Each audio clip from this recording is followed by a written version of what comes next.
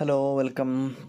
ഇന്ന് നമ്മൾ second semester B A English FIUGP Calicut university major പേപ്പറായിട്ടുള്ള റീഡിംഗ് ഫിക്ഷൻ അതിലെ ഡ്യൂൺ എന്ന ചാപ്റ്ററാണ് നോക്കുന്നത്.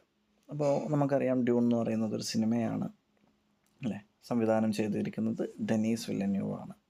അപ്പോൾ സിനിമയെക്കുറിച്ചിട്ടാണ് നമുക്ക് പഠിക്കാനുള്ളത്. Let's see.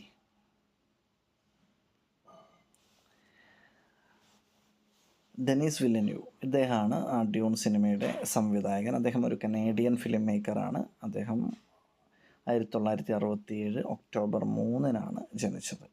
ഒരുപാട് അവാർഡുകളൊക്കെ നേടിയിട്ടുള്ള ഒരു മികച്ച ഫിലിം മേക്കറാണ് ഡെനീസ് വില്ലന്യൂവ്. ഡ്യൂൺ യൂണിവേഴ്സ്, ഈ ഒരു സിനിമയെക്കുറിച്ച് പറയുമ്പോൾ നമുക്ക് ആദ്യം പറയേണ്ടത് ഈ ഡ്യൂൺ എന്ന് പറയുന്ന ഒരു സിനിമ ക്രിയേറ്റ് ചെയ്തിട്ടുള്ളത് ഒരു നോവലിനെ അടിസ്ഥാനപ്പെടുത്തിയിട്ടാണ്.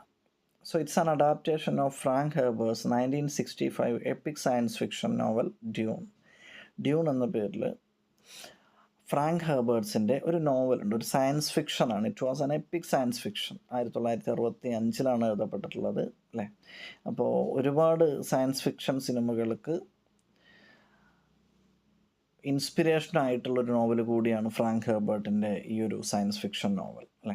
അപ്പോൾ ആ സയൻസ് ഫിക്ഷൻ നോവലിനെ ബേസ് ചെയ്തിട്ടാണ് ഡ്യൂൺ സിനിമ സീരീസ് ക്രിയേറ്റ് ചെയ്യപ്പെട്ടിട്ടുള്ളത്. ആ നോവലിന് ഒരുപാട് അവാർഡുകൾ, ഹ്യൂഗോ അവാർഡുകൾ, നെബുല അവാർഡുകൾ പോലെയുള്ള ധാരാളം അവാർഡുകൾ കിട്ടിയിട്ടുണ്ട്.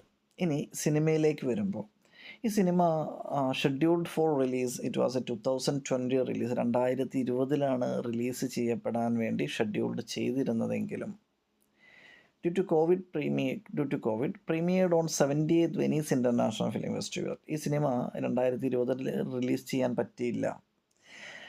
അങ്ങനെ 78th വെനീസ് ഇൻ്റർനാഷണൽ ഫിലിം ഫെസ്റ്റിവലാണ് ഡ്യൂൺ എന്ന് പറയുന്ന സിനിമ ആദ്യമായിട്ട് പ്രീമിയർ ചെയ്യപ്പെടുന്നത്.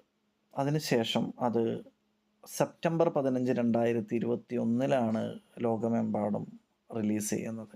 തിയേറ്ററുകളിലും അതേപോലെ തന്നെ HBO മാക്സിലുമാണ് ആ സിനിമ റിലീസ് ചെയ്തിട്ടുള്ളത്. അത് അമേരിക്കയിൽ റിലീസ് ചെയ്തത് വീണ്ടും കുറച്ച് വൈകിട്ടാണ്. ഒക്ടോബർ 2022 അമേരിക്കയിൽ റിലീസ് ചെയ്തിട്ടുള്ളത്. നമുക്ക് അപ്പോൾ 2020 പുറത്തിറങ്ങേണ്ടിയിരുന്നൊരു സിനിമ കോവിഡ് കാരണം ഒരു വർഷം കൂടി കഴിഞ്ഞിട്ടാണ് മറ്റ് സ്ഥലങ്ങളിലും, പിന്നീട് ഒരു വർഷം കൂടി കഴിഞ്ഞിട്ടാണ് അമേരിക്കയിലൊക്കെ റിലീസ് ചെയ്യുന്നത്. അപ്പോൾ ഈ സിനിമയെ HBO മാക്സ് എന്ന് പറയുന്നത് ഒരു OTT പ്ലാറ്റ്ഫോം കൂടിയാണ് അല്ലേ, TV പ്ലാറ്റ്ഫോമാണ്. അപ്പോൾ അതിനെതിരെ ധാരാളം എതിർപ്പുകൾ ഉണ്ടായിട്ടുണ്ട്. അതെന്തുകൊണ്ടാണെന്ന് വെച്ച് കഴിഞ്ഞാൽ ഡ്യൂൺ എന്ന് പറയുന്നൊരു സിനിമയുടെ ഭംഗി അതിൻ്റെ വിഷ്വൽ എഫക്ട്സാണ്.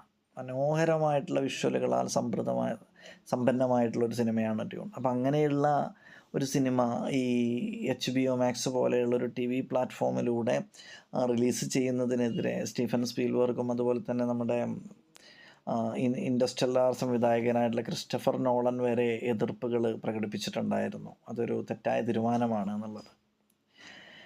എന്നിരുന്നാലും ഡ്യൂൺ ഒരു സക്സസ് ആയിട്ട് മാറി. അതിൻ്റെ തുടർച്ചയെന്നോണം 2024 ഡ്യൂൺ 2 റിലീസ് ചെയ്യുന്നത്. ഇനി അതിൻ്റെ ഒരു മൂന്നാം ഭാഗം, ഒരുപക്ഷെ ഡ്യൂൺ മെസ്സിഹ എന്ന് പറയുന്ന പേരിൽ ഡ്യൂണിൻ്റെ ഒരു മൂന്നാം ഭാഗം, that is also in development അല്ലേ. അതും ഇപ്പോൾ ചിത്രീകരണം പുരോഗമിച്ചുകൊണ്ടിരിക്കുകയാണ്. That's on cards. ഉടനടി നമുക്ക് ഡ്യൂണിൻ്റെ മൂന്നാം ഭാഗം കൂടി പ്രതീക്ഷിക്കാം. അപ്പോൾ ഇത്രയാണ് ആ സിനിമയുടെ ഒരു ബേസിക്കായിട്ട് നമുക്ക് അതിൻ്റെ ഒരു ബാക്ക്ഗ്രൗണ്ട് സ്റ്റഡി പോലെ പറയാനുള്ളത്. ഓക്കെ. സോ അതിൽ ഏറ്റവും മോസ്റ്റ് ഇമ്പോർട്ടൻ്റ് ആയിട്ടുള്ള ഒരു കാര്യം ഫ്രാങ്ക് ഹെർബർട്സിൻ്റെ 1965 എപ്പിക് സയൻസ് ഫിക്ഷൻ നോവലിനെ ബേസ് ചെയ്തിട്ടാണ് ഡ്യൂൺ സിനിമാറ്റിക് യൂണിവേഴ്സ് ക്രിയേറ്റ് ചെയ്യപ്പെട്ടിട്ടുള്ളത്. Okay, let's move on. Now we have some facts about Dune part 1. Dune part 1 എന്ന സിനിമയുമായി ബന്ധപ്പെട്ട കുറച്ച് കാര്യങ്ങൾ. ഓക്കെ, ഇനി ഏറ്റവും ആദ്യം അതിൻ്റെ ഒരു സെറ്റിങ്സിനെ കുറിച്ച് പറയുന്ന സമയത്ത് ഈ cinema that is set in distant future. കൃത്യമായിട്ട് പറഞ്ഞു കഴിഞ്ഞാൽ 1191 വർഷത്തിലാണ് അല്ലേ. ഇപ്പോൾ നോക്കിയപ്പോൾ 2025. അപ്പോൾ അങ്ങനെ കടന്നു പോയിട്ട് ഏകദേശം 1191 വർഷത്തിലാണ് ഈ സിനിമ സെറ്റ് ചെയ്തിരിക്കുന്നത്. അതായത് ഭാവിയിൽ നടക്കുന്ന ഒരു കാര്യമാണ് അല്ലേ. ഞാൻ പറഞ്ഞിരുന്നു സയൻസ് ഫിക്ഷനാണ്, എപ്പിക് സയൻസ് ഫിക്ഷനാണ്. അപ്പോൾ 10,000 വർഷങ്ങൾക്ക് അപ്പുറം ഉള്ള ഒരു കാര്യമാണ് ഈ ഒരു സിനിമയിൽ കാണിക്കുന്നത്.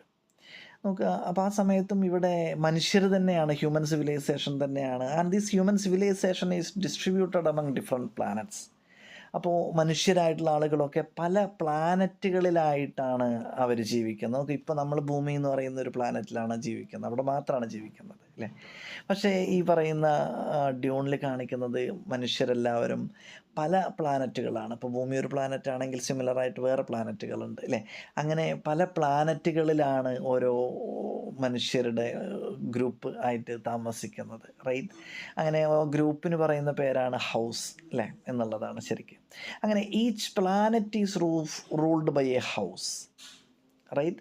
അങ്ങനെ ഓരോ പ്ലാനറ്റിലും പറഞ്ഞു മനുഷ്യരുണ്ട്, അതായത് അവരൊരു ഹൗസ് ആയിട്ടാണ് പറയപ്പെടുന്നത്, റൈറ്റ്. ലൈക്ക് നമ്മളതിൻ്റെ പേരുകൾ പറയുന്നുണ്ട്, ലൈക്ക് ഹൗസ് ഓഫ് അട്രോയിഡസ് അല്ലേ, house of Harkonnen, house of അറാക്കിസ് എന്ന് പറയുന്ന പോലെ തന്നെ അങ്ങനെ ഓരോ ഹൗസായിട്ടാണ്. ആ ഹൗസിനെ ലീഡ് ചെയ്യുന്നത് ഒരു ഡ്യൂക്കാണ്, റൈറ്റ്. ഒരു പ്രഭു എന്നുള്ള അർത്ഥത്തിൽ തന്നെ ഒരു ഡ്യൂക്കാണ് ഓരോ ഹൗസിനെയും. അപ്പോൾ നോക്കുക, മനുഷ്യർ മുഴുവൻ എന്താ പറയുക പല പ്ലാനറ്റുകളിലായിട്ട് സ്കാറ്റേർഡാണ് അല്ലേ.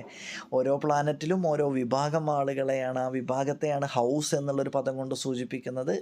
ആ ഓരോ ഹൗസിനെയും ഭരിക്കുന്നത് ആരാണ്? അവരുടെ തന്നെ ഒരു തിരഞ്ഞെടുക്കപ്പെട്ട ലീഡറാണ്, ഒരു ഡ്യൂക്കാണ് ഭരിക്കുന്നത്.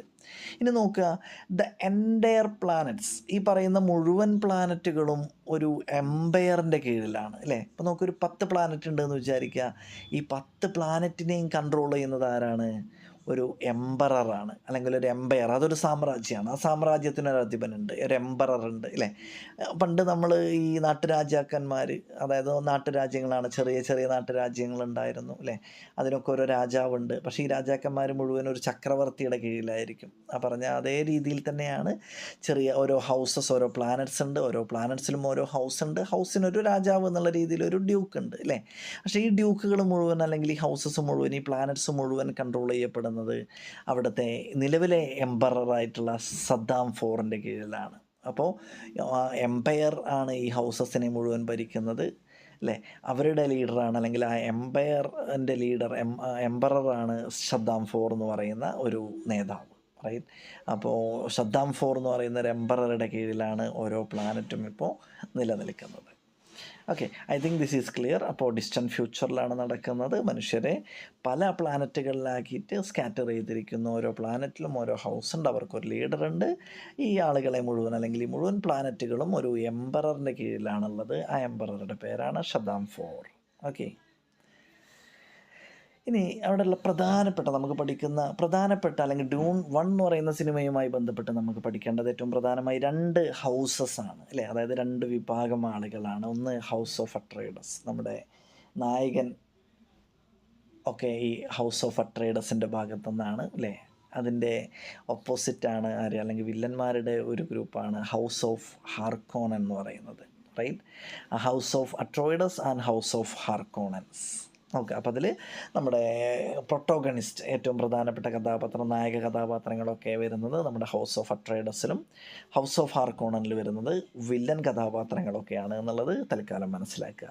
Okay, let's move on. Now let's have a deep look into the house of Atreides. House of അട്രൈഡസിൽ വരുന്നത്, അപ്പോൾ കലാഡൻ എന്ന് പറയുന്ന ഒരു പ്ലാനറ്റിലാണ് ആര് ജീവിക്കുന്നത്? ഹൗസ് ഓഫ് അട്രൈഡസ് ജീവിക്കുന്നത്. കലാഡൻ എന്ന് പറയുന്ന ഒരു പ്ലാനറ്റിലാണ് ഹൗസ് ഓഫ് അട്രൈഡസ് താമസിക്കുന്നത്. അവരുടെ നേതാവ്, ആ നേതാവിൻ്റെ പേരാണ് ഡ്യൂക്ക് ലെറ്റോ. ഡ്യൂക്ക് ലെറ്റോ ആണ് അവരുടെ നേതാവ്. ഡ്യൂക്ക് ലെറ്റോയുടെ ഭാര്യയാണ് ലേഡി ജസീക്ക. അങ്ങനെ ഡ്യൂക്ക് ലെറ്റോയ്ക്കും ലേഡി ജസീക്കയ്ക്കും, അല്ലെങ്കിൽ അവർക്കൊരു മകനുണ്ടാവുന്നു. അവരുടെ മകനാണ് പോൾ അട്രൈഡസ്. പോൾ അട്രൈഡസ് ആണ് നമ്മുടെ hero of the Dune universe. അപ്പോൾ ഡ്യൂൺ 1 അല്ലെങ്കിൽ ആ ഡ്യൂൺ യൂണിവേഴ്സിൻ്റെ ഹീറോ ആവുന്നത് ആരാണ്? പോൾ അട്രൈഡസ് ആണ് അല്ലേ. അവർക്കൊരു മകള് കൂടിയുണ്ട്, അവരുടെ പേരാണ് ആലിയ അട്രൈഡസ്. ഈ ഡ്യൂൺ 1 സംബന്ധിച്ച് അത്ര തന്നെ പ്രാധാന്യം ഉള്ള കഥാപാത്രമല്ല ആലിയ അട്രൈഡസ് അല്ലേ. പിന്നെ ഈ ഡ്യൂക്ക് ലെറ്റോയുടെ സഹായികളായിട്ട് വളരെ ലോയലായിട്ടുള്ള, ജീവൻ പോലും കൊടുക്കാൻ തയ്യാറായിട്ടുള്ള ഡങ്കൻ ഇദാഹോ എന്ന് പറയുന്ന a loyal figure to duke Leto, Paul and lady Jessica അല്ലേ. ഇവർക്കൊക്കെ വേണ്ടി ജീവൻ പോലും കളയാൻ തയ്യാറായിട്ടുള്ള ഒരു കഥാപാത്രമാണ് ഡങ്കൻ ഇദാഹോ എന്ന് പറയുന്നത്. മറ്റൊന്ന് ഗുർണി ഹലേക്ക്, കമാൻഡർ ഓഫ് ഹൗസ് ഓഫ് അട്രൈഡസ്. ഇവരുടെ സൈന്യാധിപൻ കൂടിയാണ് ഗുർണി ഹലേക്ക് എന്ന് പറയുന്നത് അല്ലേ. അങ്ങനെ ഡങ്കൻ ഇദാഹോ, ഗുർണി ഹലേക്ക്, ഇവർ രണ്ടുപേരും ആ രാജകുടുംബത്തിൻ്റെ സേവകരാണ്, അവരുടെ സംരക്ഷകരാണ് അല്ലേ. അങ്ങേയറ്റം ലോയലായിട്ടുള്ള ആളുകളാണ്. നോക്കുക, ഇവിടെ നമ്മൾ ഓർത്ത് വെക്കേണ്ട പേര് ഡ്യൂക്ക് ലെറ്റോ, ഭാര്യയായിട്ടുള്ള ലേഡി ജെസിക്ക, അവരുടെ മകൻ Paul Atreides, hero of the duke universe. ഇത്രയാണ് ഹൗസ് ഓഫ് അട്രൈഡസ് അല്ലേ. ഇവർക്കൊരു കുലീനമായിട്ടുള്ള ഒരു ലേബലാണുള്ളത്, വളരെ നോബിളായിട്ടുള്ള അല്ലെ, വളരെ കുലീനരായിട്ടുള്ള ഹൗസ് ഓഫ് അട്രൈഡസ് എന്നുള്ളത് നമ്മളെല്ലായ്പ്പോഴും ഓർത്ത് വയ്ക്കുക. അപ്പോൾ ഇവർക്കൊരു ഹീറോ പരിവേഷം ഇവർക്കുണ്ട് എല്ലായ്പ്പോഴും, അല്ലെങ്കിൽ ആ എംബറിൻ്റെ കീഴിലുള്ള മുഴുവൻ പ്ലാനറ്റിലും ഏറ്റവും മികച്ചവർ, ഏറ്റവും നല്ലവർ എന്നുള്ളൊരു പേരുള്ള ഒരു കൂട്ടരാണ് ആര്, ഹൗസ് ഓഫ് അട്രൈഡസ് എന്ന് പറയുന്നത് അല്ലേ. സോ ഉറപ്പായിട്ടും ഇതിൻ്റെ മറ്റൊരു ഭാഗം എന്ന് പറയുന്നത് ഹൗസ് ഓഫ് ഹാർക്കോണൻ ആണ്. I am sorry for the colour. House of Harkonnen. House of Harkonnen is one of the great houses in the Dune universe അല്ലേ. മറ്റൊരു പ്രധാനപ്പെട്ട പ്രബലരായിട്ടുള്ളൊരു ഹൗസാണ് ഹൗസ് ഓഫ് ഹാർക്കോണൻ എന്ന് പറയുന്നത്. It has deadly rivalry with the house Atreides. They are centuries long nemesis. Nemesis എന്ന് പറഞ്ഞാൽ ശത്രുത അല്ലേ. അപ്പോൾ ഈ ഹൗസ് ഓഫ് അട്രൈഡസുമായിട്ട് ഈ ഹാർക്കോണൻ ഹൗസിന് വർഷങ്ങളായിട്ട്, തലമുറകളായിട്ട്, സെഞ്ചുറീസ്, നൂറ്റാണ്ടുകളായിട്ട് നീണ്ടു നിൽക്കുന്ന ഒരു റൈവൽറി ഉണ്ട് അല്ലേ. Deadly rivalry between house of Atreides and house of Harkonnen. ഈ ഹാർക്കോണൻ ഹൗസിൻ്റെ ലീഡറാണ് ബാരൻ വ്ളാഡിമർ ഹാർക്കോണൻ എന്ന് പറയുന്നത് അല്ലേ. അപ്പോൾ ബാരൻ വ്ളാഡിമർ ഹാർക്കോണൻ, ദെൻ അതിൽ വരുന്ന മറ്റ് പ്രധാനപ്പെട്ട ഒരു കഥാപാത്രം കൂടിയാണ് എന്നെ ബാരൻ ഫെയ്ദ് റൗത്ത എന്ന് പറയുന്നത്, റൈറ്റ്. അപ്പോൾ അങ്ങനെ 2-3 കഥാപാത്രങ്ങൾ അതിനകത്ത് വീണ്ടും വരുന്നുണ്ട്. ബാരൻ വ്ളാഡിമർ ഹാർക്കോണൻ, നമ്മളെ ഈ WWE താരം ബാറ്റിസ്റ്റ ഒക്കെ ഈ ഹാർക്കോണൻ ഗ്രൂപ്പിലുള്ള കഥാപാത്രമായിട്ട്, ശക്തരായിട്ടുള്ള കഥാപാത്രമായിട്ട് തന്നെ പ്രത്യക്ഷപ്പെടുന്നുണ്ട്. അപ്പോൾ നമ്മളിവിടെ ശ്രദ്ധിക്കേണ്ട ഒരു പോയിന്റ് ഈ പറയുന്ന റൈവൽറിയാണ്. ഹൗസ് ഓഫ് അട്രൈഡസിനോട് തീർത്താൽ തീരാത്ത പക, പ്രതികാരം വെച്ചുകൊണ്ടിരിക്കുന്ന ആളുകളാണ് ആര്, ഹൗസ് ഓഫ് ഹാർക്കോണൻ. അപ്പോൾ അവരിപ്പോഴും എന്ത് ചെയ്തുകൊണ്ടിരിക്കുകയാണ്, ഈ ഹൗസ് ഓഫ് അട്രൈഡസിനെ തകർക്കാൻ അല്ലെ, അവരുടെ ആ ഒരു സൽപ്പേര് അവസാനിപ്പിക്കാൻ, അവർക്ക് ഈ എന്താ പറയുക, ഈ എംപയറിലുള്ള ഒരു പോപ്പുലാരിറ്റി അവസാനിപ്പിക്കാൻ ഒരു അവസരം തേടി നിൽക്കുന്ന ഒരു കൂട്ടരാണ് ഹൗസ് ഓഫ് ഹാർക്കോണൻ എന്ന് പറയുന്നത്. ബാരൻ വ്ളാഡിമർ ഹാർക്കോണൻ്റെ കീഴിലുള്ള house of Harkonnen. Okay, now മുന്നോട്ട് പോകുന്നതിന് മുൻപ് നമുക്ക് വേറൊരു കഥാപാത്രത്തെക്കുറിച്ച് കുറച്ച് കൂടുതലായിട്ട് അറിയാനുണ്ട്. That is none other than lady Jessica of house of Atreides അല്ലേ. നമ്മൾ നേരത്തെ വിശേഷിപ്പിച്ച ഹൗസ് ഓഫ് അട്രൈഡസിൻ്റെ തലവനായിട്ടുള്ള ഡ്യൂക്ക് ലെറ്റോയുടെ ഭാര്യയാണ് ലേഡി ജെസിക്ക. ലേഡി ജെസിക്ക എന്ന് പറയുന്നത് ബെനി ജെസറത്ത് സിസ്റ്റർഹുഡ് എന്ന് പറയുന്ന ഒരു സ്ത്രീകളുടെ കൾട്ടാണ്, ഒരു കൂട്ടാണ് അല്ലേ. അതിൽപ്പെട്ട, അല്ലെങ്കിൽ ബെനി ജെസറത്ത് സിസ്റ്റർഹുഡ് എന്ന് പറയുന്ന ഒരു പ്രത്യേക വിഭാഗത്തിൽപ്പെട്ട ഒരു സ്ത്രീയാണ് ഈ ലേഡി ജെസിക്ക എന്ന് പറയുന്നത്. ഈ ബെനി ജെസറത്ത് എന്താ വെച്ച് കഴിഞ്ഞാൽ അവർക്ക് കുറേയധികം സൂപ്പർ ഹ്യൂമൻ സ്കിൽസ് ഉണ്ട്. അവർക്ക് they can control other human thoughts and action അല്ലേ. മറ്റുള്ള മനുഷ്യരുടെ എന്താ പറയുക ചിന്തകളെയും അവരുടെ ആക്ഷൻസിനെയൊക്കെ എന്ത് ചെയ്യാൻ പറ്റും, കൺട്രോൾ ചെയ്യാനുള്ള കഴിവുള്ള ഒരു കൂട്ടം ആളുകളാണ് ഈ ബെനി ജെസറത്ത് സിസ്റ്റർഹുഡ് എന്ന് പറയുന്ന ഈ വിമൻ കൾട്ട് എന്ന് പറയുന്നത്. അവർക്ക് അതിനുള്ളൊരു കഴിവുണ്ട്. They have special power in the universe politics. അവർക്ക് ഈ പറയുന്ന എംപയറിലെ അല്ലെങ്കിൽ ഈ യൂണിവേഴ്സ് അതിൻ്റെ പൊളിറ്റിക്സിലൊക്കെ ധാരാളം പവറുള്ള അല്ലെങ്കിൽ സ്വാധീനം ചെലുത്താൻ കഴിയുന്ന വ്യക്തികളാണ്, റൈറ്റ്. അവർ ഈ പറയുന്ന യൂജിനിക്സ് എന്ന് പറയുന്ന ഒരു പ്രത്യേക പരീക്ഷണങ്ങളൊക്കെ നടത്തുന്നുണ്ട്. അതായത് സ്പേമിൻ്റെയും അണ്ടത്തിൻ്റെയും ഒക്കെ ക്വാളിറ്റി വർദ്ധിപ്പിക്കാൻ, അതുവഴി ഒരു എന്താ പറയുക, ഒരു സൂപ്പർ ഹ്യൂമൻ പവറുള്ള ഒരു കുട്ടിക്ക് ജന്മം നൽകാൻ കഴിയുന്ന ഒരു കൂട്ടം ആളുകളാണ്. അപ്പോൾ അതിന് വേണ്ടിയിട്ട് അവർക്ക് ഒരു മിസിഹയെ പോലെയുള്ള ഒരു കുട്ടിക്ക് ജന്മം നൽകാൻ പറ്റുമെന്ന് അവർ വിശ്വസിക്കുന്നുണ്ട്, റൈറ്റ്. അപ്പോൾ അതിനായിട്ട് അവർ ധാരാളം പരീക്ഷണങ്ങൾ, സയൻറ്റിഫിക് ആയിട്ടുള്ള യൂജിനിക്സ് എന്ന് പറയുന്നത് ഒരു പ്രത്യേക ശാസ്ത്ര വിഭാഗമാണ് ശരിക്കും. ഈ പറയുന്ന റീപ്രൊഡക്ഷൻ സിസ്റ്റവുമായിട്ട് ബന്ധപ്പെട്ട് അതിൻ്റെ ക്വാളിറ്റി വർദ്ധിപ്പിക്കുന്ന തരത്തിലുള്ള റിസൾട്ട് കിട്ടുന്ന തരത്തിലുള്ള പരീക്ഷണങ്ങളൊക്കെ നടത്തുന്നുണ്ട്. So they will give birth to a child having super human powers like a messiah അല്ലേ. മെസ്സിഹ എന്ന് പറയുന്ന ഒരു പ്രത്യേക പദം അല്ലേ. അതായത് ഒരുപാട് കഴിവുകളൊക്കെ ഉള്ള ഒരു സൂപ്പർ ഹ്യൂമൻ പവേഴ്സൊക്കെ ഉള്ള ഒരു കുട്ടിക്ക് ജന്മം നൽകാൻ ഈ ബെനി ജെസറത്ത് സിസ്റ്റർഹുഡ് അല്ലെ അതിലെ ഒരു സ്ത്രീക്ക് കഴിയുമെന്ന് അവർ വിശ്വസിക്കുന്നുണ്ട്. അപ്പോൾ അങ്ങനെ ഇരിക്കെയാണ് ഡ്യൂക്ക് ലെറ്റോക്കും ജെസിക്കയ്ക്കും പോൾ അട്രൈഡസ് എന്ന് പറയുന്ന ഒരു കുട്ടി ജനിക്കുന്നത്. Jessica gave birth to Paul Atreides and Paul have such powers. അപ്പോൾ പോൾ അട്രൈഡസ് ജനിച്ചപ്പോൾ പോളിന് ഇത്തരത്തിലുള്ള കഴിവുകളുണ്ട് എന്നുള്ളത് ലേഡി ജെസിക്കയ്ക്കും ബെനി ജസ്ര സിസ്റ്റർഹുഡിന് മനസ്സിലാവുകയും പോളിനെ അവർ ആ രീതിയിൽ ട്രെയിനിങ് ഒക്കെ കൊടുത്തിട്ടാണ് വളർത്തുന്നത്. ഈ വളർത്തുന്നതിനിടയിൽ തന്നെ പോളിന് ഇത്തരത്തിലുള്ള സൂപ്പർ ഹ്യൂമൻ പവേഴ്സ് ഉണ്ടോ എന്നുള്ളത് മനസ്സിലാക്കുന്നതിനായിട്ട് പല ടെസ്റ്റുകളും അവർ നടത്തുന്നുണ്ട്. ലൈക്ക് ഈ പോളിനെ കൊണ്ട് പല പരീക്ഷണങ്ങളും ചെയ്യിക്കുന്നുണ്ട്. അതിലൊക്കെ പോള് അതിജീവിച്ചു കൊണ്ട് മുന്നേറുന്നുണ്ട്. അപ്പോഴാണ് ഇവർക്ക് മനസ്സിലാവുന്നത് പോള് ഈ പറയുന്ന സൂപ്പർ ഹ്യൂമൻ പവേഴ്സുള്ള, അതായത് ഭാവിയിൽ ഡ്യൂൺ യൂണിവേഴ്സ് ഭരിക്കുന്നത് തന്നെ പോളായിരിക്കും എന്നാണ് ഇവരുടെ ഒരു വിശ്വാസം, അല്ലേ? അപ്പോൾ അങ്ങനെ പോളിന് ജന്മം നൽകുന്നത് ലേഡി ജെസിക്കയാണ്, അല്ലേ? അപ്പോൾ ഈ പോള് എന്ത് ചെയ്യുന്നുണ്ട്, ആ രീതിയിൽ തന്നെ വളരെ ട്രെയിൻഡ് ആയിട്ടാണ് വളരുന്നത്. He has some super human powers. അതിൻ്റെ ലക്ഷണം എന്നുള്ള രീതിയിൽ Paul forbidding visions of tumultuous future, ഭാവിയിലെ പ്രക്ഷുബ്ധമായിട്ടുള്ള ഭാവിയെക്കുറിച്ചിട്ടുള്ള ചില വിഷൻസൊക്കെ ആര് കാണാറുണ്ട്, പോൾ തൻ്റെ സ്വപ്നങ്ങളിൽ കാണാറുണ്ട്. അല്ലെങ്കിൽ ഭാവിയിലേക്കുള്ള ചില ഒരു ഡ്രീം ലൈക്ക് സിറ്റുവേഷൻസ് പോള് കടന്നു പോവാറുണ്ട്. അങ്ങനെയുള്ള ഡ്രീംസിൽ എപ്പോഴും അവൻ റിപ്പീറ്റായിട്ട് കാണുന്ന ഒരു പെൺകുട്ടിയെ കാണാറുണ്ട്. നീല കണ്ണുകളോട് കൂടിയിട്ടുള്ള മനോഹരിയായിട്ടുള്ള ഒരു പെൺകുട്ടിയെ പലപ്പോഴും എന്ത് ചെയ്യാറുണ്ട്, പോൾ ഈ ഒരു വിഷനിൽ കാണാറുണ്ട്. ഇവിടെ നമുക്കിവിടെ ബാക്ക്ഗ്രൗണ്ടിൽ കാണിച്ചിരിക്കുന്ന ചിത്രം നിങ്ങൾക്ക് മനസ്സിലായിട്ടുണ്ടാവും. പോൾ അട്രൈഡസും മദർ ആയിട്ടുള്ള ലേഡി ജെസിക്കയുടെയും ചിത്രമാണ് അതിൽ കൊടുത്തിട്ടുള്ളത്. മെൻഡെക്സ് എന്ന് പറയുന്നത് ഇനി അവിടുത്തെ മറ്റൊരു ഗ്രൂപ്പാണ്. അതായത് അവിടുത്തെ ടെക്നോളജി ഹാൻഡിൽ ചെയ്യുന്നൊരു വിഭാഗമാണ് ശരിക്കും മെൻഡെക്സ് എന്ന് പറയുന്നത്. നമുക്ക് അവിടെ instead of A I there is A I എന്ന് പറയുന്ന ഒരു ടെക്നോളജി ഇല്ല. അതിന് പകരമാണ് ഈ മെൻഡെക്സ് എന്ന് പറയുന്ന ഒരു ഗ്രൂപ്പ് അവിടെ വർക്ക് ചെയ്യുന്നത്. There are no A I and robots, അല്ലേ? ഞാൻ പറഞ്ഞു 10,000 വർഷങ്ങൾക്ക് അപ്പുറമാണ് ഈ കഥ നടക്കുന്നത്. അതുകൊണ്ട് തന്നെ ഈ എ ഐകളും റോബോട്ടൊക്കെ മനുഷ്യന് ആപത്താണ് എന്നുള്ള രീതിയിൽ കാണുകയും 10,000 വർഷങ്ങൾക്ക് മുമ്പ് തന്നെ ഹ്യൂമൻ ഡിഫീറ്റഡ് എ ഐ, അല്ലെങ്കിൽ എന്താ പറയുക, എ ഐനെയും റോബോട്ടിനെയും ഒക്കെ ഹ്യൂമൻ അതിജീവിച്ചു, അതിനെയൊക്കെ തോൽപ്പിച്ചു കളഞ്ഞു എന്നുള്ളതാണ് പറയുന്നത്. അതുകൊണ്ട് തന്നെ ഈ പറയുന്ന ഡ്യൂൺ യൂണിവേഴ്സിൽ താമസിക്കുന്ന, അല്ലെങ്കിൽ ഓരോ പ്ലാനറ്റിൽ താമസിക്കുന്ന ആളുകൾക്ക് അവർക്ക് കുറേ പ്രാക്ടിക്കൽ ഡിഫിക്കൽട്ടി ഉണ്ട്, especially to travel from one planet to another, അല്ലേ? ഒരു പ്ലാനറ്റിൽ നിന്നും മറ്റൊരു പ്ലാനറ്റിലേക്ക് ട്രാവൽ ചെയ്യാൻ ഇവർക്ക് വളരെയധികം ബുദ്ധിമുട്ടുകളുണ്ട്. അതിന് എ ഐ പോയതോടുകൂടി, അല്ലെങ്കിൽ അത്തരത്തിലുള്ള ടെക്നോളജി അവിടെ എന്താ പറയുക, ആ ടെക്നോളജിക്ക് ഒരു ക്ഷാമം അവർ നേരിടുന്നത്. അവർക്ക് ചെയ്യാൻ പറ്റില്ല എന്നല്ല, there are some practical difficulty എന്നുള്ളതാണ്, അല്ലേ?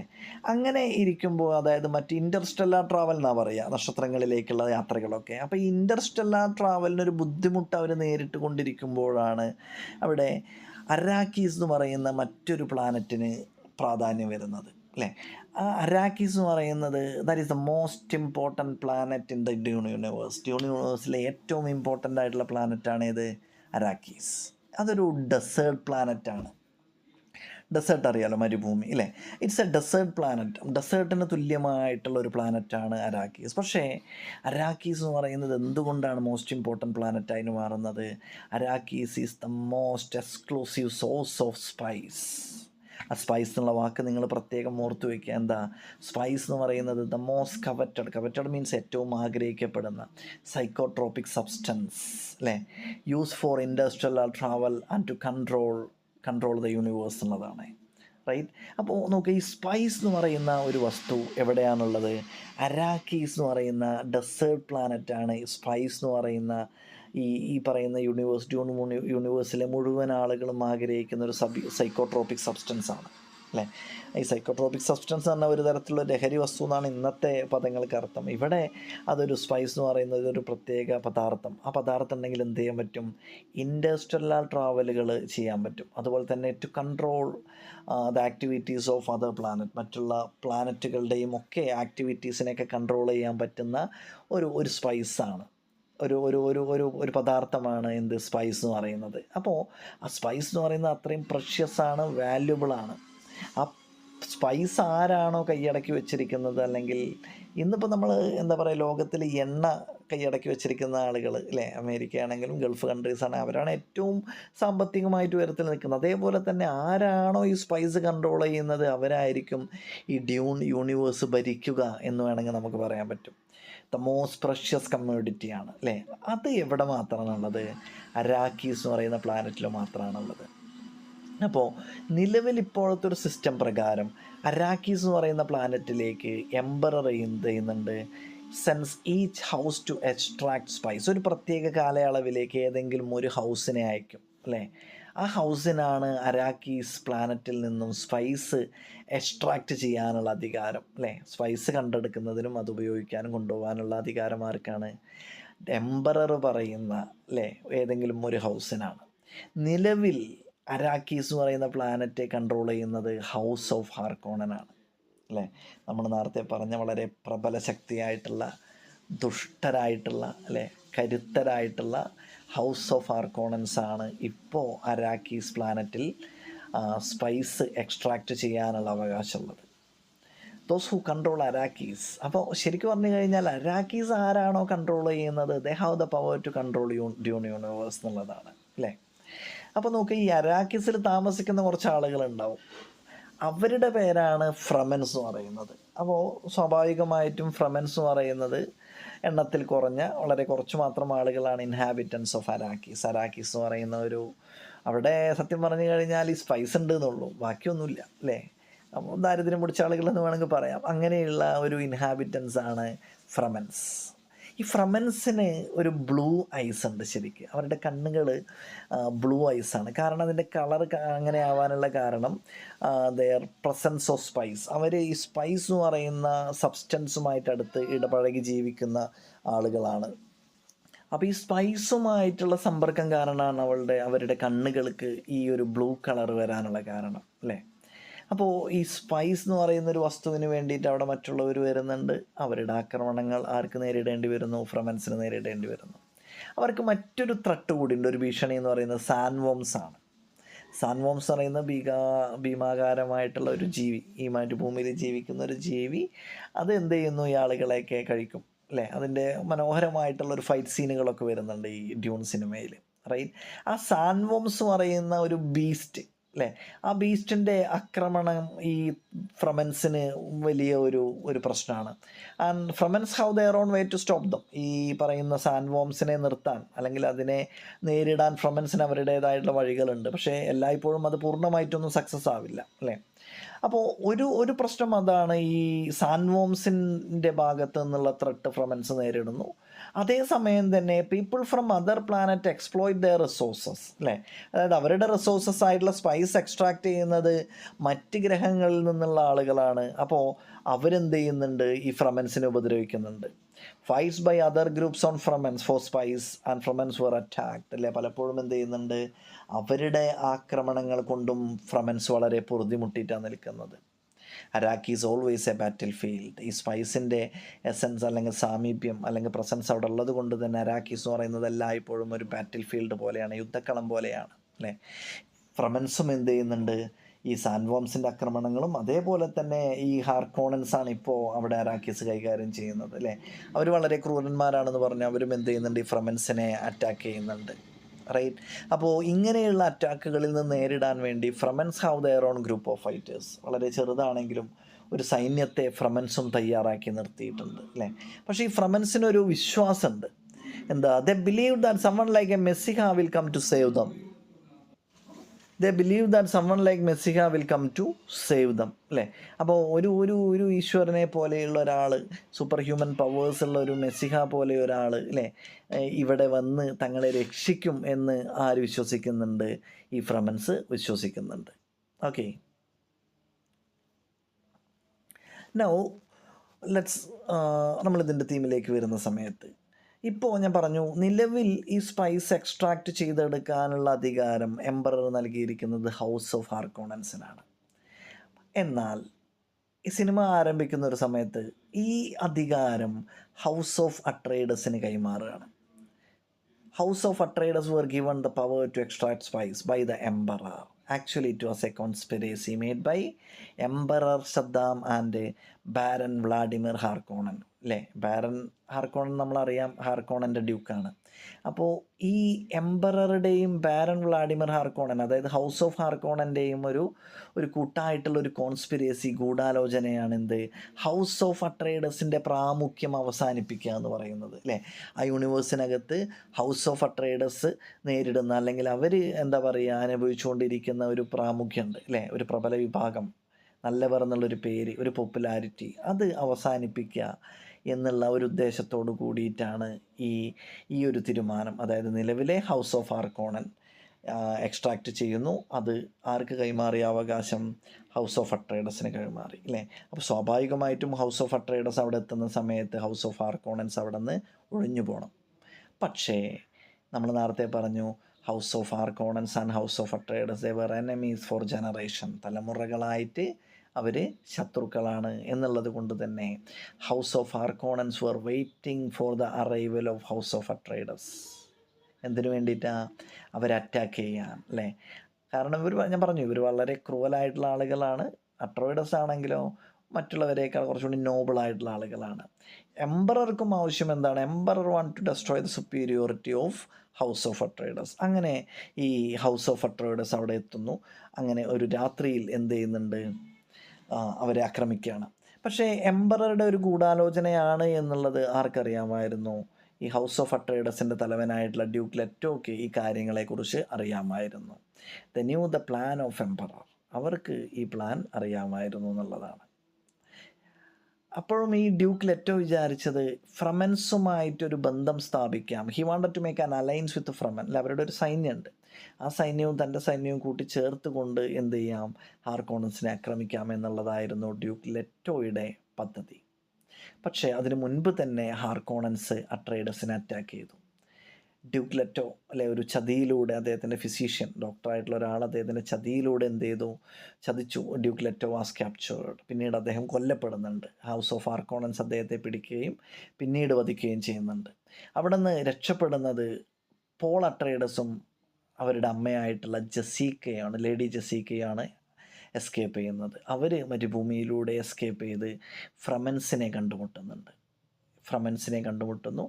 അങ്ങനെ ഫ്രമൻസിനെ കണ്ടുമുട്ടി ഇത് ഇങ്ങനെ ഇപ്പോൾ അട്രൈഡസ് അല്ലെങ്കിൽ ലേഡി ജസീക്ക അട്രൈഡസ് ഗ്രൂപ്പിലാണ് എന്നുള്ളത് അവർ മനസ്സിലാക്കുകയും അങ്ങനെ ഈ പോൾ അട്രൈഡസ് ഫ്രമൻസുമായിട്ട് കൈകോർക്കാം, ഞങ്ങൾ ഒരുമിച്ച് നിൽക്കാം എന്നുള്ളൊരാഗ്രഹം അറിയിച്ചെങ്കിലും അതുമായിട്ട് ജോയിൻ ചെയ്യാൻ, ഫ്രമൻസിൻ്റെ കൂട്ടത്തിൽ ചേരുന്നതിനായിട്ട് he need to prove his ability, അല്ലേ? ഒരു മത്സരം അതിജീവിക്കണമായിരുന്നു. അങ്ങനെ ഈ ഫ്രമൻസിൻ്റെ കൂട്ടത്തിലുള്ള ഒരു പോരാളിയുമായിട്ട് പോൾ അട്രൈഡസ് ഒരു ഫൈറ്റ് നടത്തുകയും ആ ഫൈറ്റിൽ പോൾ അട്രൈഡസ് വിജയിക്കുകയും ചെയ്യുന്നുണ്ട്, അല്ലേ? അങ്ങനെ പോൾ അട്രൈഡസ് എന്ത് ചെയ്യുന്നു? ഈ ഫ്രമൻസിൻ്റെ കൂടെ ചേരുന്നു, അല്ലേ? അപ്പോൾ ആകെ രക്ഷപ്പെടുന്നത് ആര് മാത്രമാണ്? ലേഡി ജസീക്കയും പോളും മാത്രമാണ്, അല്ലേ? അവർ ഫ്രമൻസിനെ കണ്ടുമുട്ടുന്നു, ഫ്രമൻസിൻ്റെ കൂട്ടത്തിൽ ജോയിൻ ചെയ്യുന്നു. അങ്ങനെ പോൾ ആൻഡ് ജസീക്ക ജോയിൻസ് ഫ്രമൻ. ആ സമയത്താണ് അവിടെ ഒരു പെൺകുട്ടിയെ പോൾ കാണുന്നത്, അല്ലേ? ആ പെൺകുട്ടിയെ ആണ് പോൾ പലപ്പോഴും തൻ്റെ ഡ്രീം ലൈക്ക് വിഷനിൽ കാണുന്ന ഒരു നീല കണ്ണുകളുള്ള സുന്ദരിയായിട്ടുള്ള ഒരു പെൺകുട്ടിയെക്കുറിച്ച് ഞാൻ നേരത്തെ സൂചിപ്പിച്ചിരുന്നു. ചേനി എന്ന കഥാപാത്രമായിട്ട് വരുന്ന ഒരു പെൺകുട്ടിയെയാണ് ഇദ്ദേഹം എന്ത് ചെയ്യാറുള്ളത്?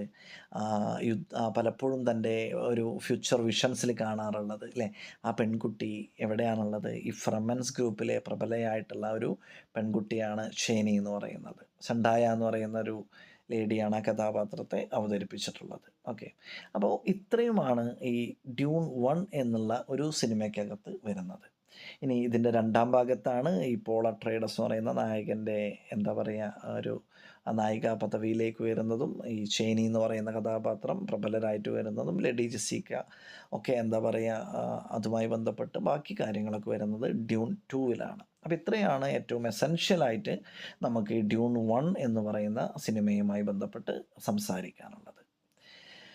സോ ഓക്കെയാണ് എന്ന് തോന്നുന്നുണ്ടെങ്കിൽ നിങ്ങൾ ഷെയർ ചെയ്യുക, ലൈക്ക് ചെയ്യുക. അതുമായി എന്തെങ്കിലും നിങ്ങൾക്ക് ആവശ്യപ്പെടാനുണ്ടെങ്കിൽ കമൻസ് ആയിട്ടും ആവശ്യപ്പെടുക. Okay, thank you.